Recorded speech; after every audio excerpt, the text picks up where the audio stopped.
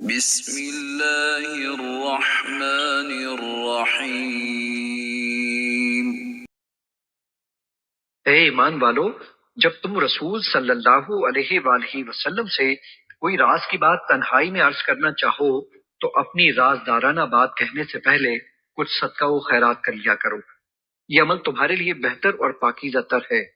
پھر اگر خیرات کے لیے کچھ نہ پاؤ تو بے شک اللہ بہت بخشنے والا، بہت رحم فرمانے والا ہے۔ کیا بارگاہ رسالت صلی اللہ علیہ وآلہ وسلم نے تنہائی اور رازداری کے ساتھ بات کرنے سے قبل صدقہ و خیرات دینے سے تم گھبرا گئے؟ پھر جب تم نے ایسا نہ کیا اور اللہ نے تم سے باز پرس اٹھا لی، یعنی یہ پابندی اٹھا دی، تو اب نماز قائم رکھو اور زکوٰۃ ادا کرتے رہو، اور اللہ اور اس کے رسول صلی اللہ علیہ وآلہ وسلم کی اطاعت بجا لاتے رہو، اور اللہ تمہارے سب کاموں سے خوب آگاہ ہے۔